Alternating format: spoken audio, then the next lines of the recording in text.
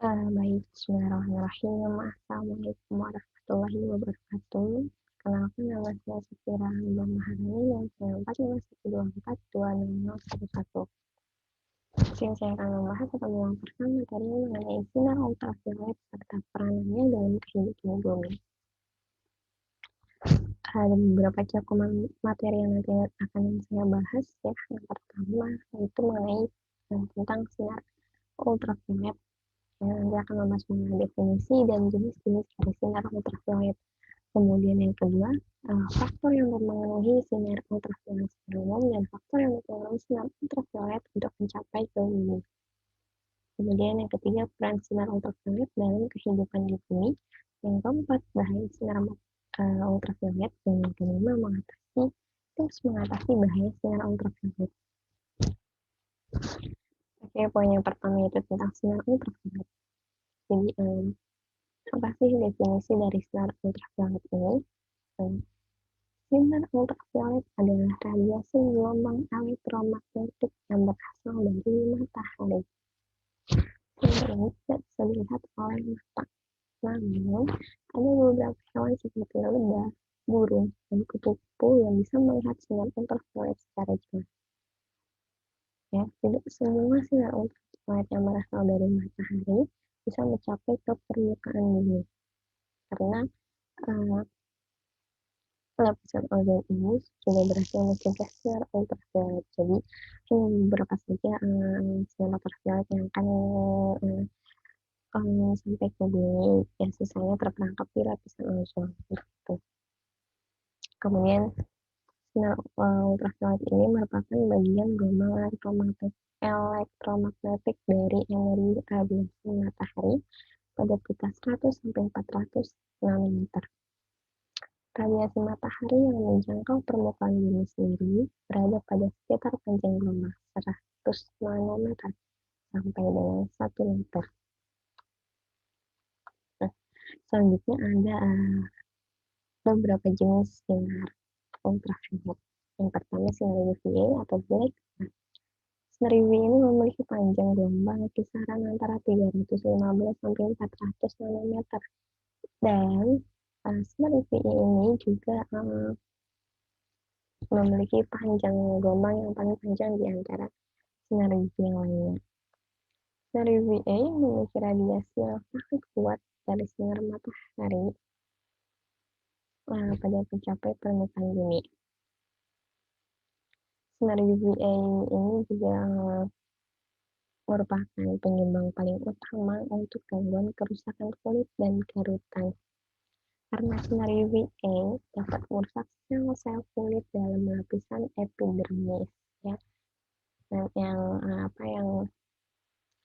nantinya akan bisa menyebabkan terjadinya kanker kulit. Kemudian yang kedua ada sinar UVB atau medium wave. Sinar ini memiliki panjang gelombang sekitar 280 sampai dengan 315 nanometer. Sinar UVB dapat terserap oleh awan dan tidak dapat menembus kaca. Namun, jangkauan paparannya hanya dapat mencapai lapisan epidermis kulit saja. Sinar UVB dapat menyebabkan kulit merah, perih, bahkan terbakar. Kemudian yang ketiga ada sinar UVC atau short wave. Sinar UVC ini memiliki panjang gelombang yang paling pendek, yaitu hanya 180 sampai 280 nanometer saja. Walaupun sinar ini memiliki panjang yang paling terpendek, panjang gelombang yang paling pendek, ya, namun sinar ultraviolet yang kayak ini merupakan sinar yang paling berbahaya bagi kulit. Nah, karena semakin pendek panjang gelombang suatu sinar, maka dampaknya akan semakin besar gitu. Tingkat berbahayanya itu semakin besar. Kemudian sinar UVC ini tidak bisa menembus lapisan ozon, sehingga sinar ini tidak bisa mencapai ke permukaan bumi. Poin yang kedua itu faktor yang mempengaruhi sinar ultraviolet secara umum. Ya. Yang pertama, Ada ketinggian permukaan dan garis tentang zona atau daerah. Tingkat radiasi UV secara bertahap akan menurun dengan meningkatnya garis lintang. Di daerah khatulistiwa memiliki tingkat radiasi ultraviolet yang lebih tinggi dibandingkan daerah di garis lintang iklim sedang. Kemudian faktor kedua itu musim waktu, cuaca, ataupun kondisi awan. Baik berubahnya kualitas ataupun kuantitas radiasi ultraviolet di permukaan bumi oleh musim waktu dan hari dalam setahun ya. Alasannya ini bahwa ada sedikit penyerapan dan hamburan UV sebelum mencapai ke permukaan bumi karena jalurnya yang lebih pendek melalui atmosfer. Yang ketiga ada aerosol. Aerosol merupakan partikel padat atau cair yang berukuran mikro yang tersuspensi di udara, misalnya karbon sulfat, jelaga ataupun debu, dan aerosol garam laut. Faktor yang keempat yaitu ozon. Ozon sendiri diproduksi di lapisan stratosfer yang memiliki ketinggian di atas 20 km. Sebagai hasil dari reaksi fotokimia di atmosfer, nantinya sinar UV ini akan memecah O2 atau oksigen untuk menghasilkan atom oksigen bebas, dan atom oksigen ini kemudian bereaksi dengan O2 dan molekul mediator untuk menghasilkan O3. Kemudian yang kelima adalah tipe kulit. Nah, selanjutnya ada faktor yang mempengaruhi sinar ultraviolet mencapai ke bumi. Yang pertama yaitu sudut datang sinar matahari. Semakin tegak, ya, semakin tegak sudut datang sinar matahari, maka akan semakin banyak pula mengandung sinar ultraviolet. Kemudian yang kedua, posisi lintang tempat. Semakin posisinya semakin ke kutub, maka sinar ultravioletnya akan semakin kecil. Kemudian yang ketiga, tutupan awan. Semakin banyak awan yang menutupi atmosfer, maka semakin kecil sinar ultraviolet yang akan sampai ke bumi. Kemudian yang keempat, ada ketinggian, yaitu semakin tinggi suatu tempat ataupun wilayah, maka sinar ultraviolet yang akan diterima juga semakin besar gitu. Oke, selanjutnya ada peran sinar ultraviolet dalam kehidupan di bumi. Oke, ada 5 peran sinar ultraviolet dalam kehidupan di bumi. Yang pertama yaitu meningkatkan produksi vitamin D. Yang kedua, membantu proses navigasi serangga, ya, secara tidak langsung kan suatu area ataupun wilayah menjadi terang sehingga serangga ini menjadi mudah untuk melakukan proses navigasi mencari makanan ataupun mencari lawangan gitu. Kemudian yang ketiga, membantu proses fotosintesis pada tumbuhan, ya pastinya ya, untuk membuat proses fotosintesis tumbuhan memerlukan cahaya matahari gitu. Kemudian yang keempat, membunuh bakteri dalam air minum. Biasanya ini yang ada di depo-depo yang memanfaatkan sinar ultraviolet untuk membunuh bakteri. Kemudian yang kelima, dapat meningkatkan sistem kekebalan tubuh. Nah, hal ini kita dapat terapkan dalam kehidupan sehari-hari. Bisa kita rasakan dari sinar ultraviolet, yaitu apabila kita sedang tidak enak badan, ya, kita ini yang disarankan untuk berjemur di bawah matahari, ya. Dan ada pun jam yang disarankan itu dari jam 7 sampai dengan jam 9. Ya, fungsinya untuk meningkatkan sistem kekebalan tubuh. Samping peran sinar ultraviolet, ya, ada pula bahaya dari sinar ultraviolet apabila kita terpapar secara berlebihan. Kita tahu bahwa sinar ultraviolet ini kan memang tidak baik ya untuk kulit, terutama apabila terpapar secara berlebih gitu. Ini ada beberapa permasalahan ya. Yang pertama, dapat menyebabkan kanker kulit. Kenapa sih dapat menyebabkan kanker kulit? Karena sinar ultraviolet ini mengandung zat karsinogen ya, di mana zat yang dapat menimbulkan penyakit kanker atau kanker. Ada sebuah penelitian yang menunjukkan bahwa sinar ultraviolet ini merupakan penyebab utama terjadinya kanker kulit seperti karsinoma sel basal, karsinoma sel squamous, dan melanoma.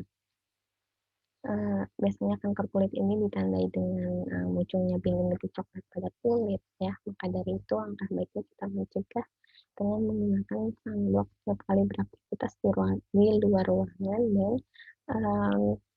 apapun aktivitas itu yang langsung terpapar dengan matahari. Kemudian yang kedua, dapat membakar kulit ya. Sinar ultraviolet khususnya ultraviolet yang B bisa mengakibatkan kekebalan tubuh yang ada pada kulit melepaskan histaminnya dalam jumlah yang sangat besar. Hal ini mengakibatkan pada pembesaran pembuluh darah, peradangan akut, serta dapat mematikan berbagai jenis sel kulit yang berdampak pada terjadinya pengelupasan pada kulit. Lalu yang ketiga yaitu ternyata ultraviolet ini juga bisa menyebabkan penuaan dini. Ya, kenapa demikian? Karena apabila sering terpapar sinar ultraviolet, maka lama-kelamaan akan mengakibatkan hancurnya kolagen dan jaringan ikat di bawah lapisan atas kulit.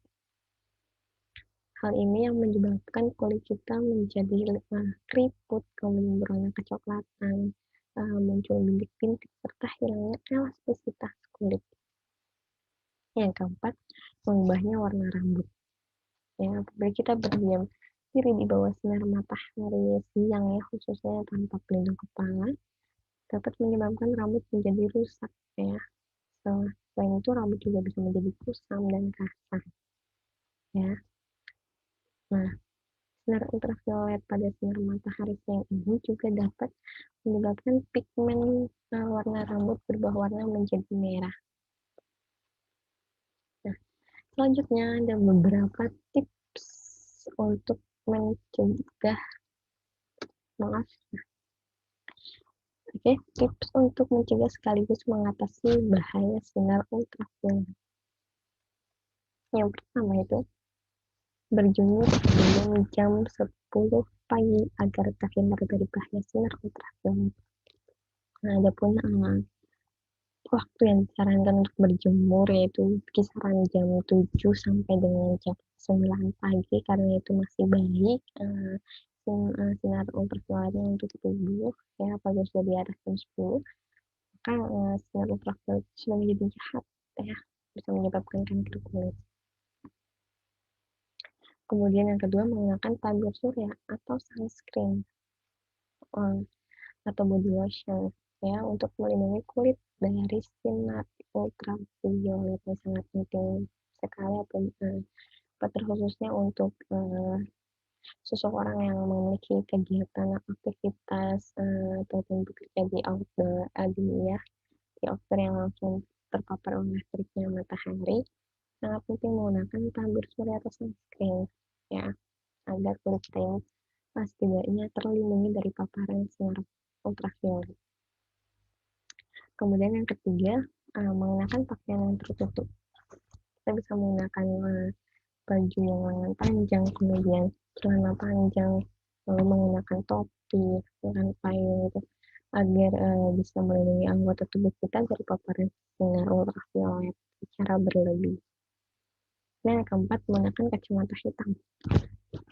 Ini juga sangat penting sekali ya, karena apabila mata kita langsung terpapar dengan teriknya matahari ya, nanti retinanya akan menjadi rusak dan menyebabkan penyakit katarak gitu. Maka dari itu kita dapat mencegah ya dengan menggunakan kacamata hitam. Setidaknya kita bisa melindungi mata kita dari penyakit katarak gitu. Oke, cukup sekian penjelasan dari saya. Saya mohon maaf apabila masih terdapat kesalahan dalam pengucapan kata, kemudian kekurangan dalam penyampaian materi. Ya, semoga dapat bermanfaat. Terima kasih. Wassalamualaikum warahmatullahi wabarakatuh.